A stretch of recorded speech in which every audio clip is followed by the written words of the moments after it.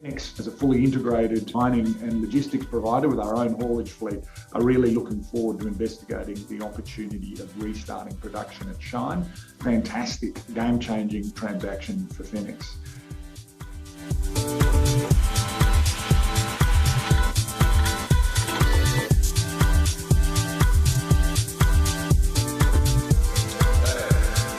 Hello, welcome to today's webinar with Fenix Resources.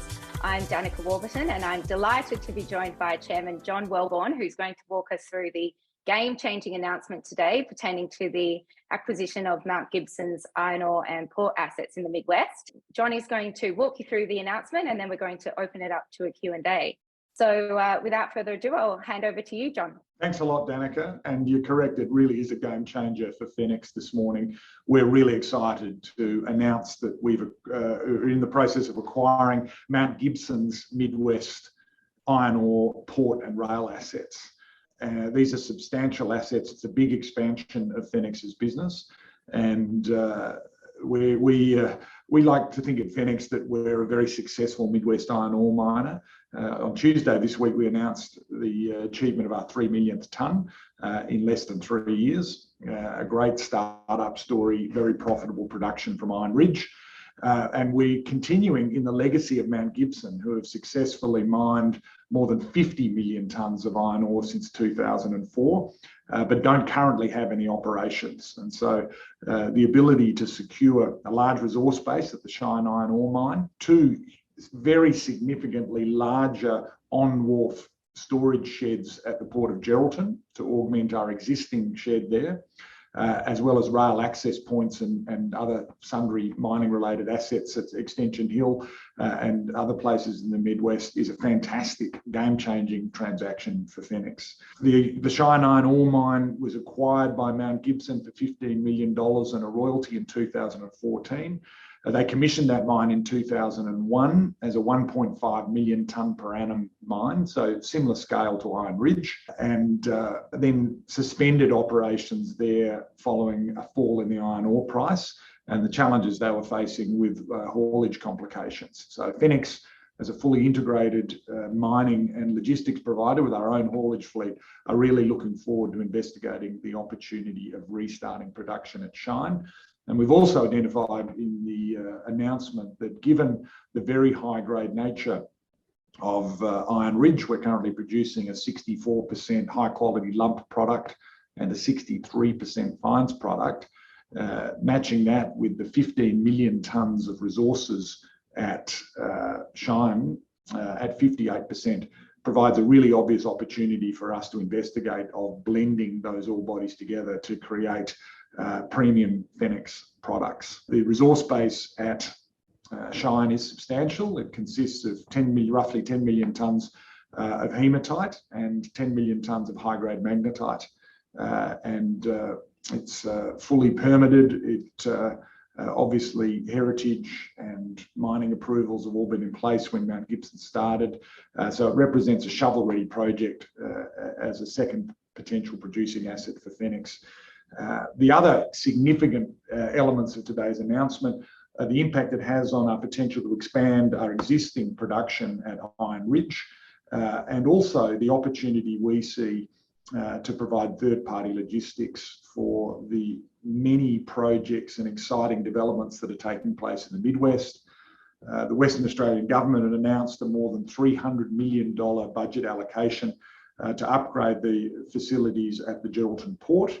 And that's around the known growth, not just in iron ore potential in the Midwest, but obviously other bulk commodities, lithium, and that explosion of demand, bulk mineral concentrates of other natures, potash, vanadium, titanium. There's all sorts of projects in the Midwest, and they're all looking to get their product to port and then store it at the port and then ship it from the port. And so the expansion of our storage facilities from 80,000 tonnes to more than 400,000 tonnes and the operation of 3 sheds gives us a significant opportunity to increase our own volumes, increase third-party iron ore volumes, and also look to diversify into logistics provision for other commodities. And that's really exciting. We're looking forward to it. It's immediately cash flow accretive to Fenix because of the savings we're going to generate from the port efficiencies. We already operate a very efficient haulage and port operation, but from time to time, our haulage efficiencies are impacted by the shed capacity at Geraldton, and that's going to unlock some value, as well as the new arrangements we've made with the Midwest Port Authority, leading to an immediate cost saving for our existing operations. All of that's good, and Dannika, with you and elsewhere in all of our announcements, have been talking about the growth potential for Fenix for a long time. We continue to investigate other exciting opportunities, but today this is a real game changer for Fenix. It leads us towards a really growth opportunity. We're obviously got a very strong balance sheet, and this opportunity is the first step in what I think is going to be a very exciting growth opportunity. And I look forward. I've had some really positive feedback from shareholders and other interested market participants this morning, and interested in any questions we've received on the webinar. Brilliant. Thanks, John. Well, we have received quite a few questions that have come through, so thanks to everyone who emailed and put them in the Zoom registration box. I wanted to, obviously, this is a fantastic announcement for Fenix and cements your position as a dominant and fully integrated mine to logistics provider. In terms of each of the individual assets that you're acquiring, if we start with Shine, what's your plan for recommencing mining operations there? Do you have a rough timeline for that? We don't have a timeline at the moment, and there are some complexities with unlocking the potential value we've described in blending in relation to our existing offtake agreements. There is an existing royalty with the Shine Iron Ore Mine with the previous owner, Jindalby. And obviously, although it was recently in operation by Mount Gibson, and it's been on a very comprehensive and effective care and maintenance program, and our due diligence activities would indicate that the restart is not complex, we'll take some time to plan exactly how and at what scale we're going to restart those operations. So the approval pathway is quite straightforward, and it's a fully operational mine ready to go, but we haven't actually indicated, and nor are we yet certain as to exactly how and when we'll restart those operations. They're obviously dependent on price, and particularly how efficiently we think we can advance a blending opportunity. And in terms of the port and logistics, I've got a question here from Josh around, in your mind, is that the most significant part of this acquisition, the Geraldton Port assets? We're an iron ore miner, and so I find, expanding our iron ore interests is something we have to do. We've been extraordinarily successful with the fantastic ore body at Iron Ridge.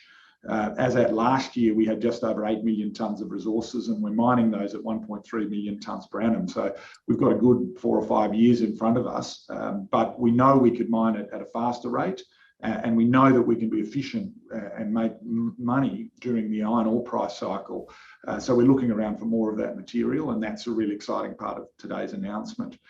But when we set up the joint venture with Newhaul to create a bulk haulage company, we did that, and particularly with Craig Mitchell's expertise, with a view to creating something really special, a world-class, leading, safe, really efficient method of hauling bulk commodities long distances. And we've demonstrated that, and that represents something that I think can unlock enormous value for Fenix-owned projects and other third parties in the Midwest. And obviously haulage is only one part of the puzzle. So I do think that people who see our expansion of port infrastructure as a really significant part of today's announcement are on the right track. Because with the Fenix Newhaul capacity that's now fully 100% owned by Fenix, and significant capacity at the Geraldton port in an environment where the port itself is looking to increase the throughput of bulk tonnages by more than 10 million tonnes per year, we see a great opportunity to be a part of that. We want to be part of it with our own iron ore, but there's massive value, massive profits for Fenix to be generated by capturing as much of that additional 10 million tonnes of throughput per annum as we possibly can, from a logistics, from a haulage point of view, from the entire Midwest channeling into Geraldton port, and then storing and accessing the fantastic high quality wharf facilities that the port has. That's a big future value generator for us, and we're obviously excited about it.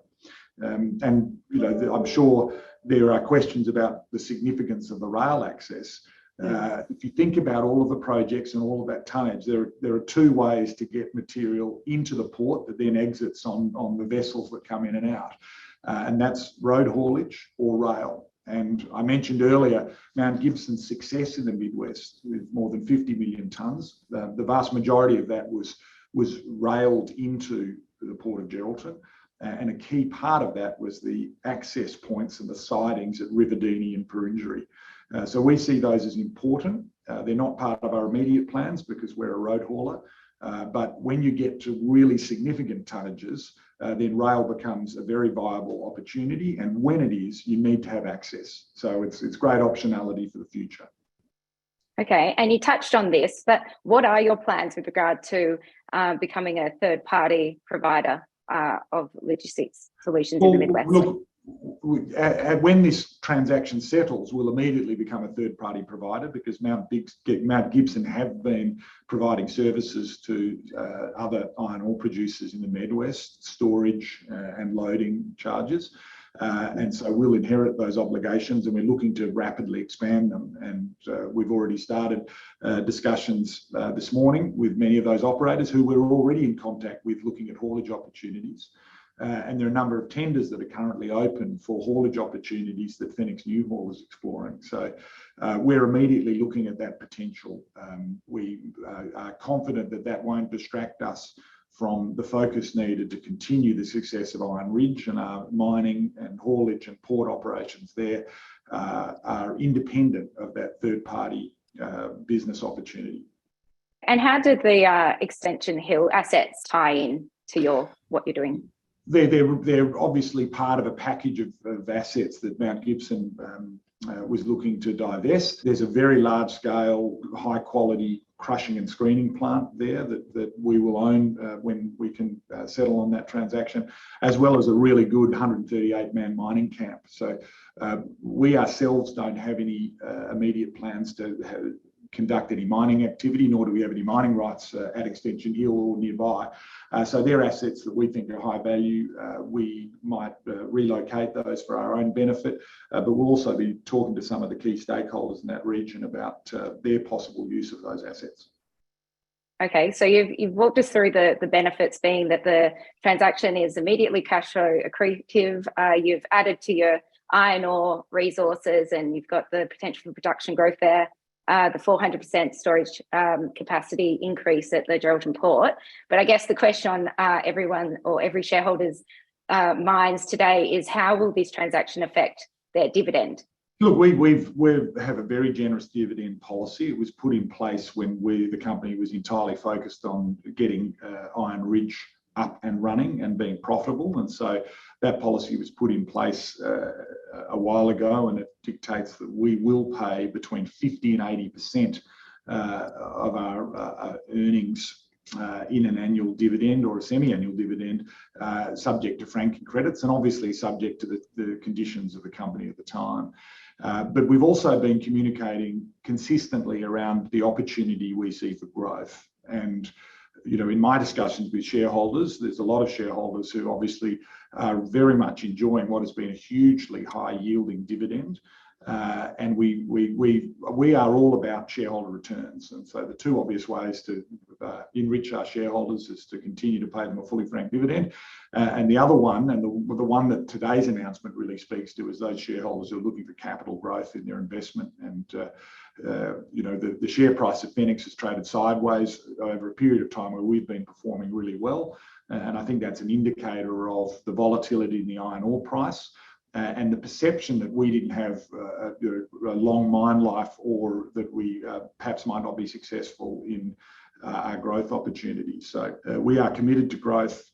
We haven't changed the dividend policy, but I would say to people who are asking what the dividend will be, and about this time of year we start to receive a lot of questions, the board will sit down and evaluate the dividend after we've got an idea on our full year audited numbers. And we'll consider the dividend policy at that stage. And I expect that we'll have a lot better clarity at that point about our investment in the budget for the next financial year in our growth transactions. And we've got a very strong balance sheet. We're going to end the year with a lot of cash. and we'll look at how best to deploy that in terms of growth opportunities to lead to value creation, and how that matches with our dividend policy. So look, that's a long answer. The shorter one is we haven't declared a dividend yet, and we'll do that when we look at the full year numbers and balance it with the investment required in growth. Okay. And you mentioned that the announcement on Tuesday that you'd sold and shipped 3 million tonnes of high-grade iron ore from the Iron Ridge mine at a really great margin. Wesley's actually asked, do you expect the likely forecast shipment tonnes to maintain that same margin once you combined everything in the future? Good question from Wesley. You know, as a miner, I've always shied away from forecasting the commodity price. Because I'm the last person to ask about what I think the iron ore price is going to be. It's the one thing in our business we can't control. We have a very strong focus on reducing our cost, and we also try and protect our pricing with what has been a very efficient hedging model for Fenix. And so we have a strong hedge position at above $170 a tonne out to December of this year. And you mentioned the 3 million tonne milestone. I think everyone at Fenix should be really proud that we've continued to average an operating margin of more than 50 Australian dollars for every tonne that we've mined, hauled and shipped from Geraldton. And if you look at the iron ore prices over the 2.5 years that we've been in production, that's a really obvious demonstration that we've been successful in bringing down our costs. The most obvious way we've done that is the consolidation of our Fenix Newhaul business and the continued efficiency of what is our highest cost centre, which is haulage. This announcement today will lead to gains of similar cost-saving efficiencies within our port operations, and as well an additional gain in haulage efficiency, which is important. And so you know, that we will do our best to lower our costs. Now, whether that improves our margin depends on what happens to the iron ore price. But you know, if you think about that hedged price, we're getting a really good margin out of that material. We'll always look to continue that, subject to the volatility in the iron ore price. And Rob's asked, I guess, on the next steps in the growth plan, what are the timelines to completion of the conditions precedent to the transaction? Good question, Rob.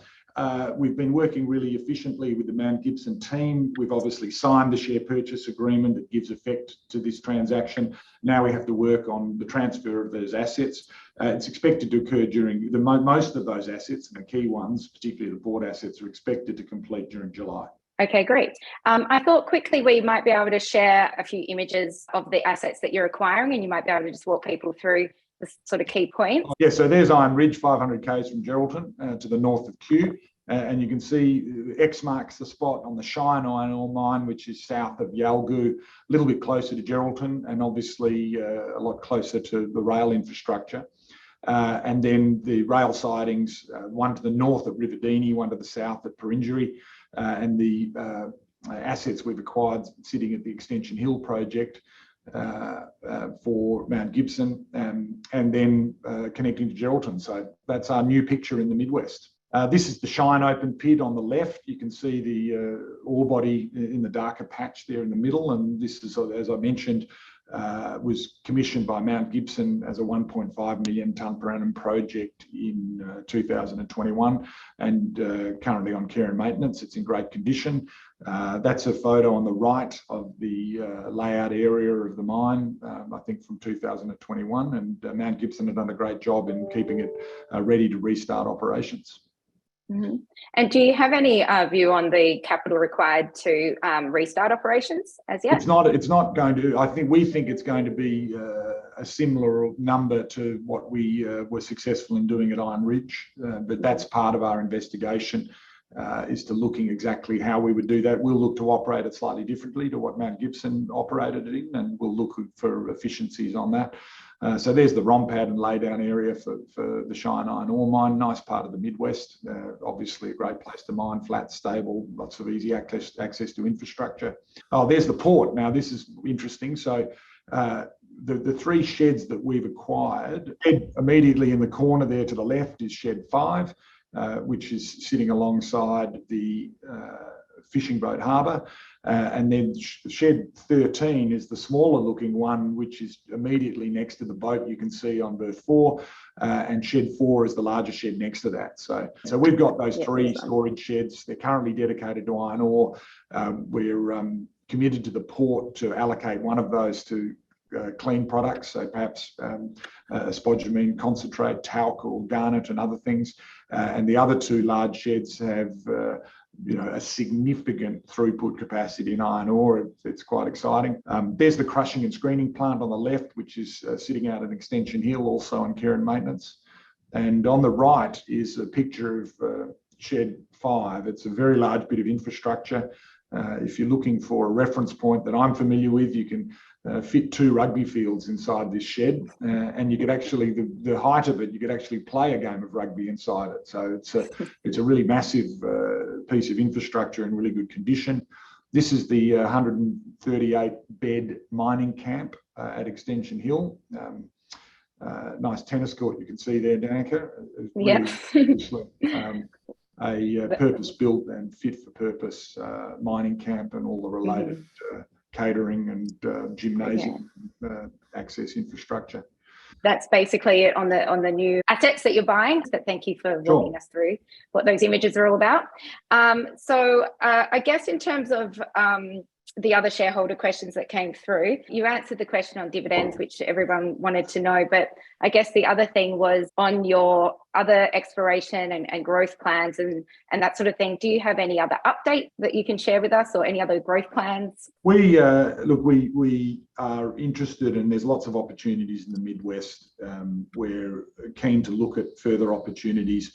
We've been working with Mount Gibson for a while on this transaction, and obviously we're very keen to have announced it, and now we're going to be focused on settling that transaction and incorporating those assets.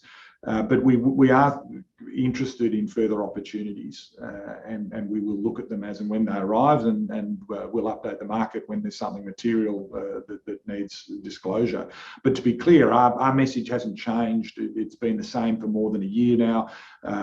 When I joined the company, we conducted a very effective strategic review as to where we thought the key opportunities were for Fenix, and we've been steadily and responsibly progressing along that growth strategy, and I look forward to updating the market in due course when we can on what else we can achieve. There are lots of interesting assets in the Midwest, and we're keen to talk to people about mining opportunities for Fenix, as well as assisting people in the solutions they need to get important products to market.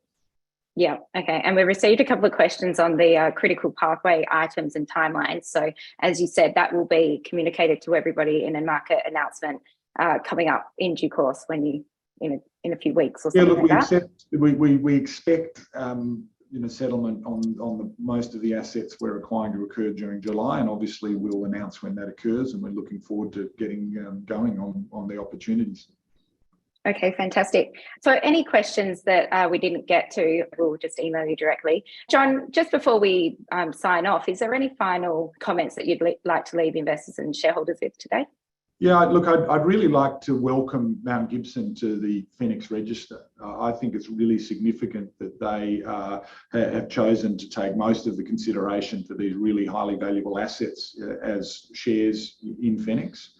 And options, which obviously we're keen for them to exercise. I think they'll be around an 8 or 9% shareholder when we settle on the deal, and if they exercise those options, they'll go just over 10% and have the right to appoint a director to the board. And I think that's a real endorsement of Fenix. Mount Gibson have been probably the most successful iron ore over the last 20 years in the Midwest. They have invested hundreds of millions of dollars in mining assets in the Midwest, and we're really excited to have acquired key bits of that infrastructure that we're confident Fenix can continue a very successful and very profitable legacy with, and really pleased to have them on board as a shareholder. And to all the other shareholders out there, I think it's a really exciting time, and stay tuned for further news as and when we deliver it. Thanks very much, Dan. Thanks, John. Thanks for your time, and thank you to everyone who joined the call today.